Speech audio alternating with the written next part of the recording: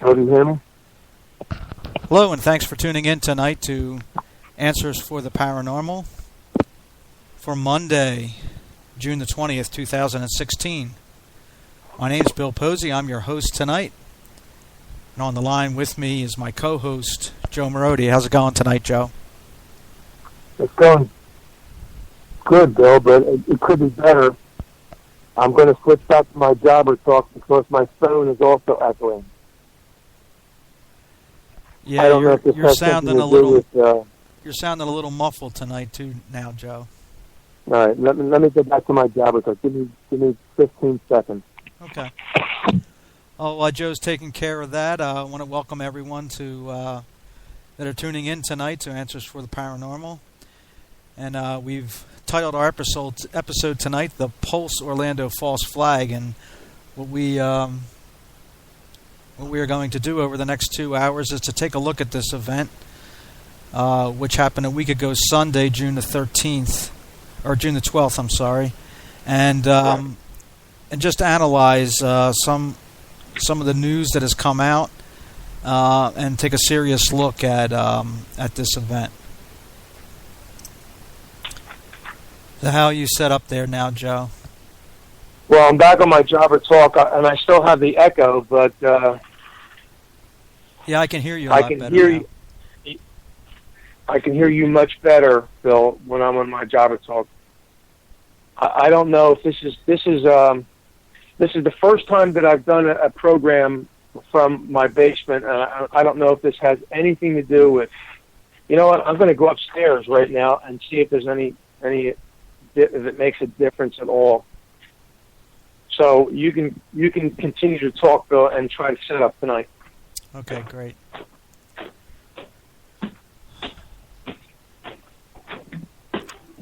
All right, one of the things that we want to look at tonight is some similarities over some other events that have happened, and look at how they relate to the shooting last week. Now, one of the things that has come out that closely relates to other false flag events, such as Sandy Hook and the Boston Marathon bombing, is this idea of there being some mass casualties. Now, Orlando has been classified as the greatest mass shooting event in U.S. history. The report is of 50 that were massacred and 53 that were injured. And looking back at Sandy Hook, we had 26 in all. And at the Boston Marathon bombing, we had a considerable amount injured and also some reported dead. So how is this event similar to those two? Those are one of the things that we're going to look at tonight. And also what we want to look at through this event is how it has shaped the political rants that have come out after these from the Obama administration and others in government, calling for gun control. And very similar to what happened at both Sandy Hook and following the Boston Marathon bombing. So what we're going to look at first is this idea of gun control and how the government has very quickly pursued this angle from the shooting. Now, shortly after, and this was either a day or two after the incident, this was a report out of Philadelphia. It dated Tuesday, June the 14th, which was 2 days after the shooting. And this was a bill that was going to be introduced by the senator from the state of Pennsylvania, Senator Bob Casey. And the headline was, Casey introduces bill to ban gun sales to hate crime offenders. Now, this was one of the things that came out immediately after the incident in Orlando. Some were classifying it as a hate crime, and this was before the mainstream media started introducing that the shooter was known by the FBI, that he had pledged allegiance to ISIS, and they wanted to get to the angle of terrorism. But this was in regards to hate crime offenders. And this story begins with, as the news of the slaughter inside the Orlando, Florida nightclub appeared on Sunday, United States Senator Bob Casey announced that he would respond with new gun control legislation. Casey proposed that Hate Crimes Prevention Act would prohibit the purchase, the possession, or shipment of a firearm by anyone convicted of a misdemeanor hate crime who received a hate crime sentence enhancement. It would also prohibit the sale of firearms to anyone reasonably be suspected to be guilty of a misdemeanor hate crime. Casey went on to say, if you have proven you will commit criminal acts based on hate, you absolutely should not have access to a gun. It's common sense. There we get that word, common sense, gun laws. Right. Casey said in his statement that if you're a member of Congress and you say that you care about security, then you have to take steps to keep guns out of the wrong hands, unquote. Current law prohibits these convicted of felony hate crimes from buying guns, but not misdemeanor hate crimes. So here you see the progression, Joe, going from those who have a felony on their record not being able to purchase a weapon. Now Casey wants to extend that to misdemeanor hate crime, those who have been convicted of that. And Casey added that known hate groups are growing in the U.S., citing the Southern Poverty Law Center's claims that 892 hate groups exist in this country, up 14% from 2014. He went on to add that an average of about 259,000 hate crimes happen every year, and that between the years 2010 and 2014 alone, more than 43,000 hate crimes were committed with a firearm, according to the National Crime Victimization Survey data. And I'm not going to go into any more on this story, Joe, but this was Casey appearing in Pittsburgh, Pennsylvania, 2 days after the shooting, and already with legislation that would prohibit further gun sales to a certain group of people. Well, Bill, there are so many problems with that whole story that you've just told about Casey. My first question is, what is a hate crime? I need people to answer that for me. What is a hate crime? Yeah. When someone commits a crime, what is it other than a hate crime? Does it mitigate the outcome regardless of what your motives are?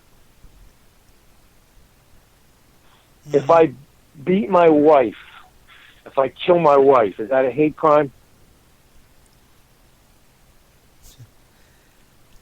Obviously. Yeah. If I don't like the way my neighbor has been acting, and at some point over time, as tempers flare, I get a gun and I kill my neighbor, is that a hate crime? Yep. So what is this hate crime brainwashing that we've been subjected to? Mm-hmm. Tell me anytime somebody picks up a weapon and ends the life of another person where it's anything other than a hate crime. I know what they're trying to say here is that their mitigating circumstances are racism. Yeah. You can't legislate that.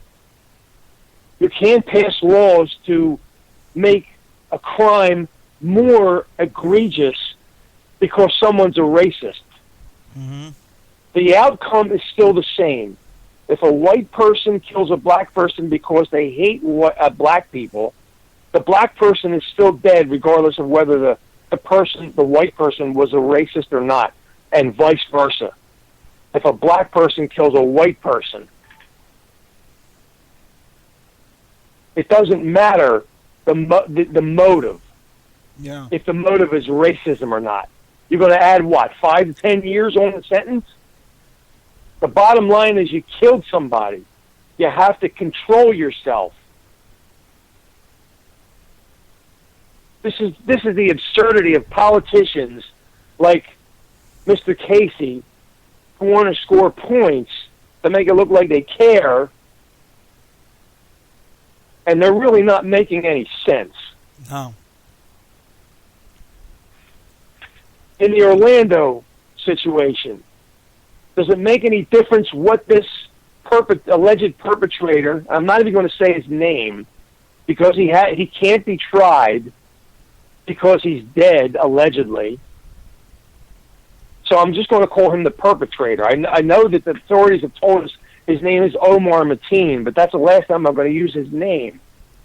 That's how little respect I have for these investigators, quote unquote, anymore, Bill, after dealing with this nonsense since Sandy Hook. Does it make any difference whether this perpetrator hated gays or not? 49 people allegedly are dead and 53 others wounded. Does it matter why he did it? What if you make it illegal to hate somebody, are people going to stop hating each other? Right. If someone is aware of a hate crime law, oh boy, let me consider, I hate homosexuals, and this perpetrator in Orlando killed these people. Now, hate was in his heart. I better not kill these people because I hate them. Is this real? I mean, try to follow the logical trail, and you end up at a dead end. Yeah. And on another note, Bill, we've heard that this guy hated gays. That's why he did this. This is a hate crime. Right. We've also heard that he's a homosexual. Right. That he had homosexual dalliances on his cell phone and on his computer. Yeah. So we're given mixed messages all the time. We are. Bill, this is the script. Cause confusion. Cause fear and cause confusion. Yeah, I don't think there's any doubt about that. And when you look at this was 2 days after the shooting, Casey's proposed bill. Now today it was reported that in just 1 week after the Orlando shooting, that Congress is already rushing to vote on not one but 4 gun control proposals today, including the supposed no-fly, no-buy loophole. Now, this was a report from Fox News. Yeah, you're right. Let's take a closer look now at what we could see this week. The Hill's associate editor, A.B. Stoddard, joins me now. A.B., thank you so much for breaking it down. And a full disclosure, we're going to have some full screens up on our screen for our viewers, some of the amendment proposals that Garrett had just laid out for us as you and I discussed this. First and foremost, we see some Democratic lawmakers proposing on what they're working to close these, they call it a terror loophole. This one specifically from Senator Dianne Feinstein, among other lawmakers, are presenting similar bills. What is different about the possibility of a vote that could happen on Monday as opposed to what happened in 2013? What's different now is the politics this year are very volatile, and you have a bunch of senators, 24 Republican senators in swing states this year, 10 of which Obama won twice. And they're nervous about the Trump campaign. They're nervous about how many people are on the ground working on behalf of Republicans, and they see a more galvanized gun control lobby that has grown stronger since Newtown and is going to go all out on this issue in this election. And so you see some Republicans backing off their previous positions, and you see Susan Collins trying to find a place where someone can still have their due process if they might have accidentally made it onto a no-fly list or the selectee list. Omar Mateen was on the selectee list for 10 months. But they're going to look back, they're going to look at anyone who's on there, and if they're blocked from buying a gun, and it's unfair and it was a mistake, they have the right to appeal, and if they succeed, they get their legal fees repaid. But it is going to have a 5-year look back if you have been on that list, even within the 5 years. Why would that be important, the 5-year look back? Because I think I think we need to reform the criteria for the list and the scrutiny for the list. People don't trust the list. You go on, you go off for the wrong and right reasons, and so I think there's a big mistrust of the criteria and the scrutiny that lands you on the list. I want to stop that a second, Joe. Here you got, this is from Senator Chris Murphy. This is part of his amendment to this bill that these two women are talking about. Now, Chris, in his amendment, says this will ensure that all individuals not allowed to buy guns are on a national background check system. That's number one. Number two, it requires that a background check for every firearm sale. Catch that, Joe? A background check for every firearm sale. And it also requires firearm owners to report a theft or loss within 48 hours after its discovery. Joe, they're going down these trails that don't lead anywhere and don't do anything. That's true, Bill. Let me address the last part of that those proposals. Yeah. The requirement to report a lost or stolen firearm within 48 hours. This, I assume, would be a federal law? Yes, this is federal. Okay. Many of those laws are already on the books in states. Exactly. In Pennsylvania, you must report a stolen or lost firearm. I believe it's within 48 hours. Yeah. So that's just redundancy. It is. This is to make these guys look like they're doing something, Joe.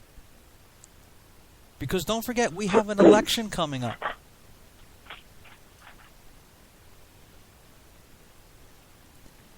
And Bill? where we have an election coming up, and where these guys stand on these issues, for many of them, will say whether they come back for another term or not. So you have guys like Chris Murphy who want to come out with these kind of things, and like you said, Joe, these laws are already on the books. Enforce the ones that are on the books. Right. Now here's the pink elephant in the room, Bill. How many times do we have to go down this road? Drugs are against the law. Right. People buy drugs anytime they want to buy drugs. Prostitution is against the law. People buy sex anytime they want to do it. Prohibition made alcohol illegal in the last century, early last century. People bought alcohol at speakeasies. They made their own alcohol. People have to explain to me how more gun laws are going to stop people. If these are real slaughters and someone wants to set out to slaughter a lot of people, someone wants to set out to kill anyone, and they can't buy a gun legally, tell me what's going to stop them from buying them on the black market. That's right. This is the most ridiculous, absurd, nonsensical argument that surfaces every time one of these events occurs. Yep. And No one has answered the question, the simple question: how do you stop people from buying things that are already illegal? Exactly. If I want to kill somebody and I can't buy a gun legally, I'm going to go find someone who will sell me a gun. Yeah, this is just so absurd that nobody on the major networks addresses this issue. No politician that has a microphone stuck in front of his face will address this issue. Nobody's asking the questions. This simple question of mine: how are you going to stop people from buying things that are already illegal because we failed in every other aspect of making things legal that we think are bad for people, but they still manage to get it, no matter where they are? Yep. So these guys can get up in front of the television cameras like this Chris Murphy from Connecticut, and he can bellyache all he wants, and people can demand more gun laws all they want, Bill. We had just a big demonstration in Springfield, Delaware County, in our area. They're pushing lawmakers. How much longer are we going to wait for more gun laws to stop these brutal killings? That's like asking, how many more drug laws can we put into place to stop people from overdosing? Mm-hmm. It's not going to happen, people. You can't stop people from performing evil acts. Right. By making it illegal. Hey, murder's illegal, isn't it, Bill? That's right. People murder all the time. Rape's illegal. Yep. Burglary's illegal. Insider trading is illegal. Maybe if we have more and more and more laws, just like coming out of our ears and our eye sockets, all of these laws, maybe then it'll stop. Yeah. No, I don't think so. But that's the conditioning, Joe. That's the conditioning. And here's the other thing. This guy, and we'll continue what you've called him, the perpetrator, he was a DHS contractor who had 2 firearm licenses, so it was legal for him to carry these weapons. All right? Mm-hmm. So this kind of loophole wouldn't have done anything at all to prevent him from doing supposedly what he did. Right. Right? Yep.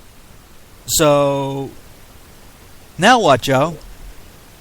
So now the next step is to take it away, anyone from getting a license?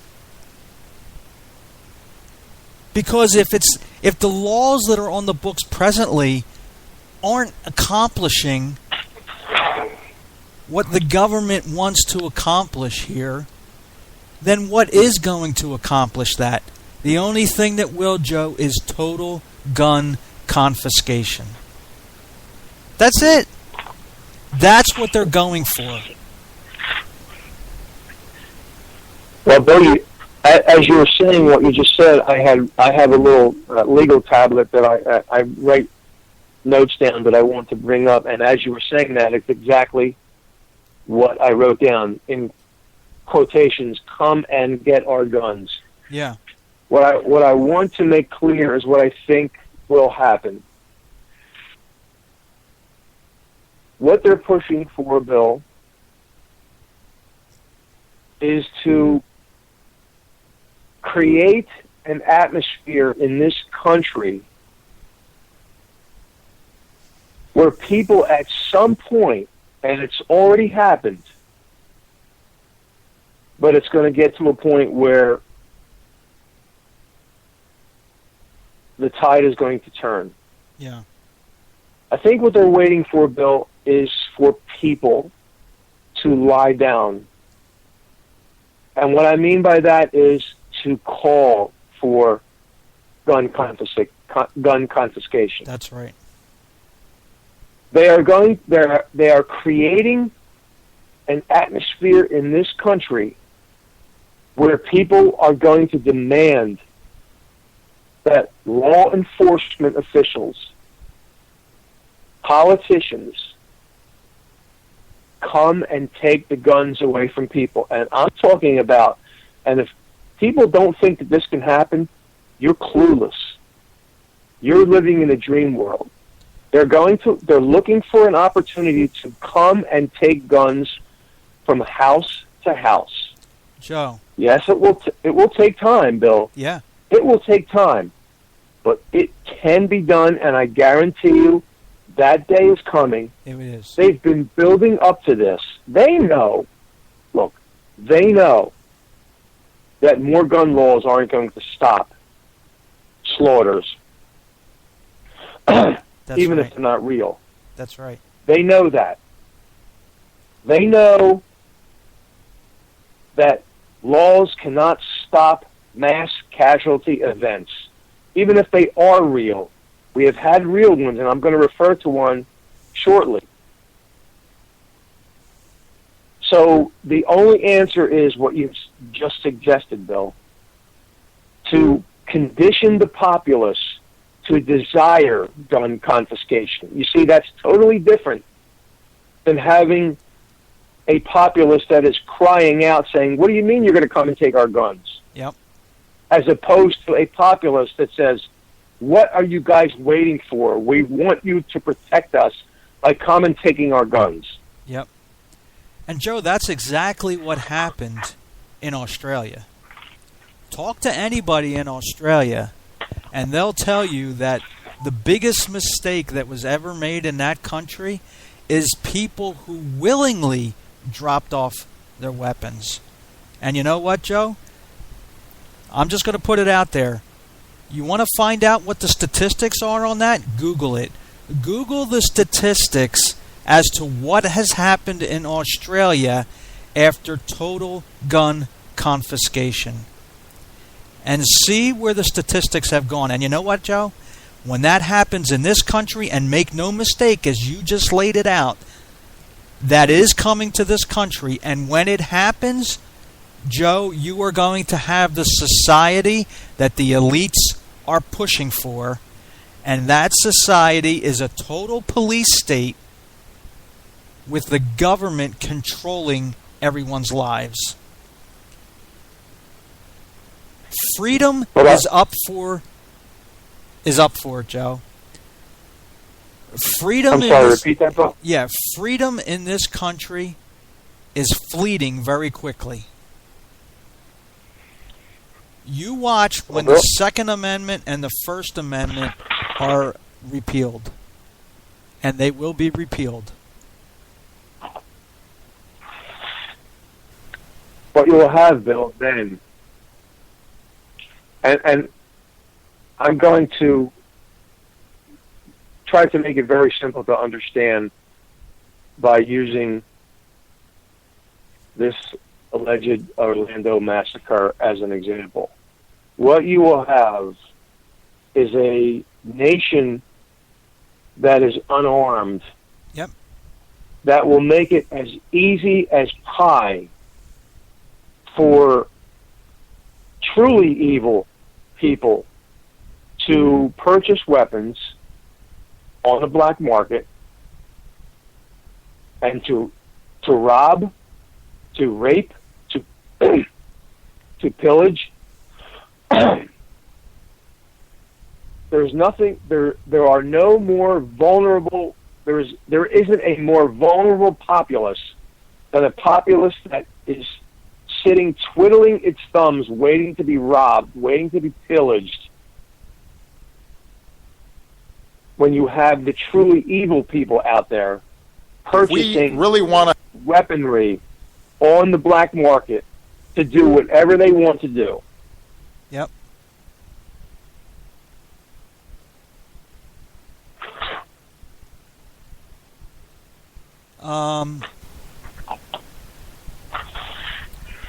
This is the Tuesday press conference, Joe.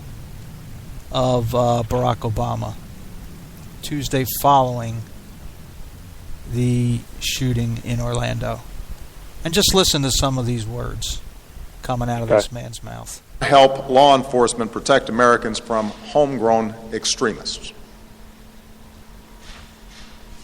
The kind of tragedies that occurred at San Bernardino and that now have occurred in Orlando. There is a meaningful way to do that.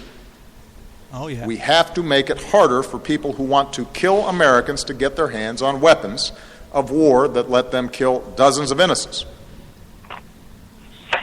It is absolutely true. We cannot prevent every tragedy. But we know that, consistent with the Second Amendment, there are common sense steps that could reduce gun violence could reduce the lethality of somebody who intends to do other people harm. We should give ATF the resources they need to enforce the gun laws that we already have. People with possible ties to terrorism who aren't allowed on a plane shouldn't be allowed to buy a gun. Enough talking about being tough on terrorism. Oh, yeah. Actually be tough on terrorism and stop making it easy as possible for terrorists to buy assault weapons. Reinstate the assault weapons ban. Make it harder for terrorists to use these weapons to kill us. Otherwise, despite extraordinary efforts across our government, by local law enforcement, by our intelligence agencies, by our military, despite all the sacrifices that folks make, these kinds of events are going to keep on happening. And the weapons are only going to get more powerful. There it was, Joe. He just told us these things are going to keep on happening. So without coming out directly and saying, well, you know what, we really can't do anything. Our hands are tied here. No matter how many laws we put into effect, it's not going to change these mass shootings, these killings. And after all, that's not the kind of country we want, right, Joe? So the only thing to do then, Barack Obama, is what?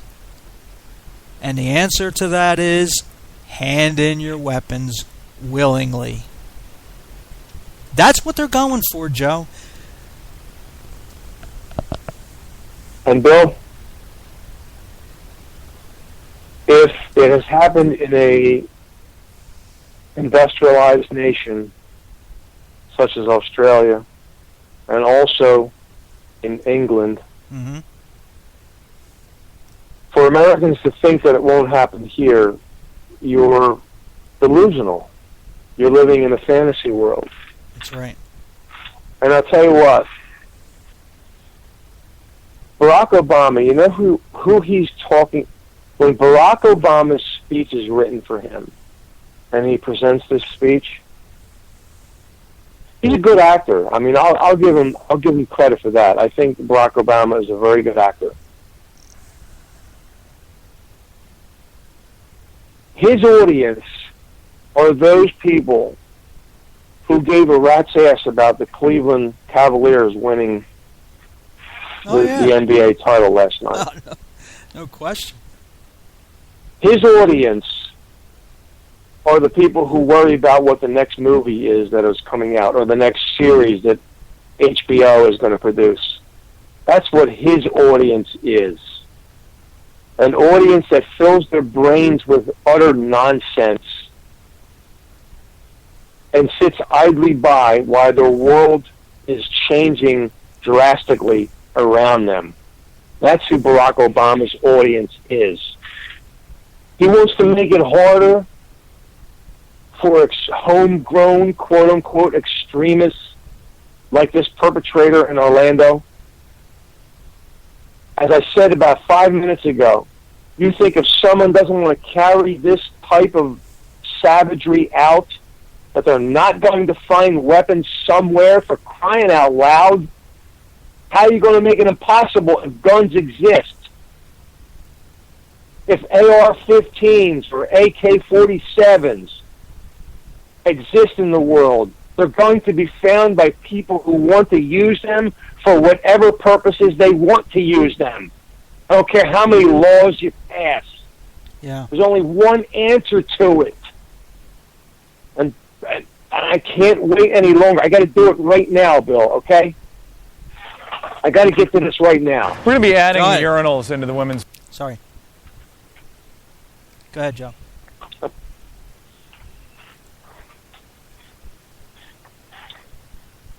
What happened allegedly in Orlando on June 12th was that 49 people were killed in a homosexual nightclub. Now, you notice I didn't use that word gay, right, Bill? Mm. Let me explain why I don't use the word gay, okay? I listen to a local radio station that plays music from the 20s, 30s, and 40s, and 50s, and 60s. And the word gay back then meant happy, joyous, Yeah. okay? So I don't use that word gay to mean homosexual. I use the word homosexual to mean homosexual.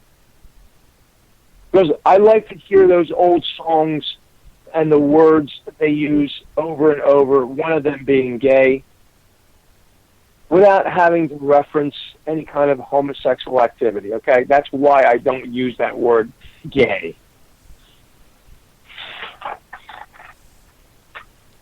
So what we had in Orlando allegedly on June 12th was 49 homosexual or lesbian or transgendered or whatever people killed, okay? Now, this began at around 2 a.m., ended around 5 a.m. One perpetrator, allegedly, who killed 49 people and injured 53 others. If my math is correct, that's 102. Mm-hmm.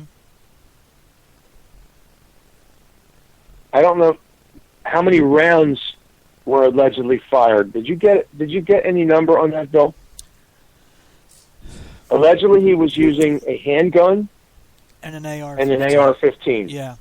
I didn't get the total number, but I saw it reported that it would have taken 30 clips for him. How many? 30 clips to be able to do that kind of shooting, only going by the statistics of when you shoot that many times, how many Okay. hits and misses there are. So Well, an for him, AR-15 holds a clip that has 30 rounds in it. yeah. Well, I don't know about the math that you just referenced, but anyway, here's my issue with this whole Orlando event. In the time that it took for this person, this perpetrator, to carry out this carnage, he was shooting, reloading, calling 911, calling news stations, checking Facebook. In the time that this individual was not shooting his gun or guns, he was on the phone. He was doing something other than shooting other people. Okay? Right. Would you not think at some point there would be someone in that nightclub who would have wanted to end the carnage by rushing this person? We have one extreme to the other, Bill, okay? We have so you have 49 dead and 53 wounded. That's 102. in this nightclub. Probably, I don't know how many others were not shot, were not killed or injured, okay? In that whole time, no one took the time. No one or two or three or four people said, let's rush this guy and end this, okay? Mm-hmm.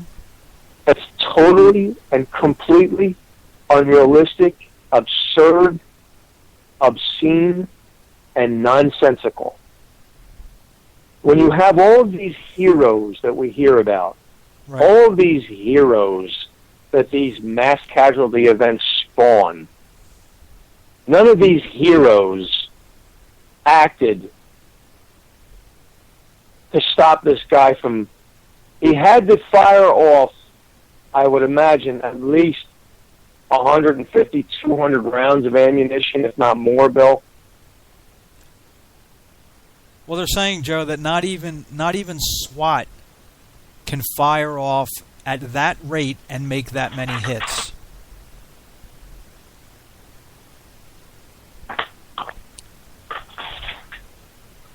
Well, Now, I wish I had that article in front of me, but I read that about, I think, Friday of last week. That they're saying that experts are saying he couldn't possibly had made that kind of carnage unless he had this X amount of ammunition. okay. But the fact remains that he took the time. He had to take the time to reload, okay? That's right. If you have an AR... I don't know of any magazine that holds more than 30 rounds. The AR-15 holds a 30-round clip. Mm-hmm.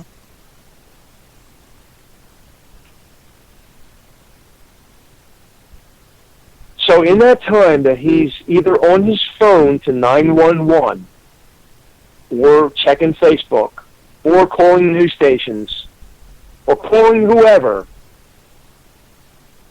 he's not firing. Right. And so no one in that... Of all the heroes that were in that nightclub, not one of them had the thought to, or the motivation to end the carnage if it was really taking place. Now let's compare that to something that happened in December of 2012 in Sandy Hook, Connecticut. We were told that 20-year-old Adam Lanza shot his way into the Sandy Hook Elementary School at 9:35 a.m. to the right of the entrance doors through a plate glass window with his AR-15. Mm-hmm.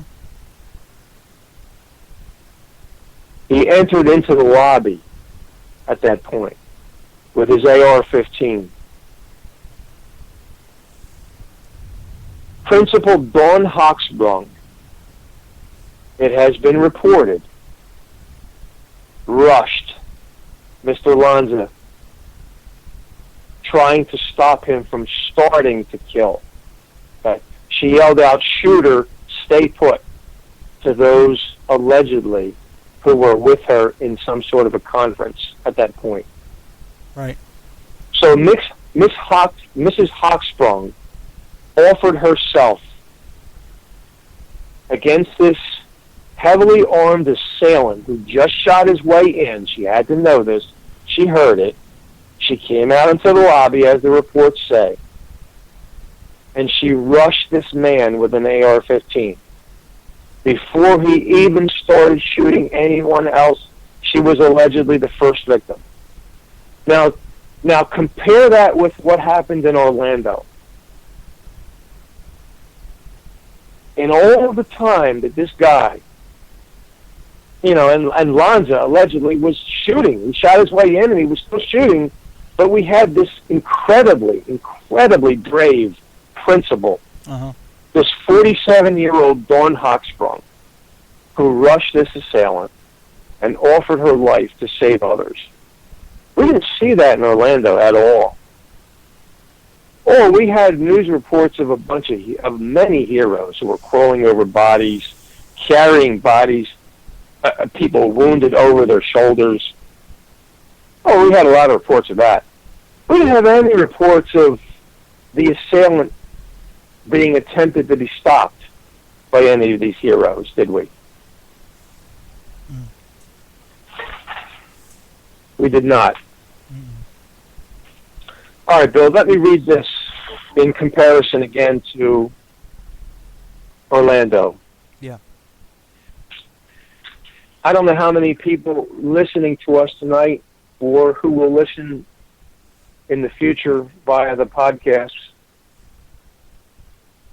will remember the 1993 Long Island Railroad shooting in New York, Garden City, New York. December 7th, 1993.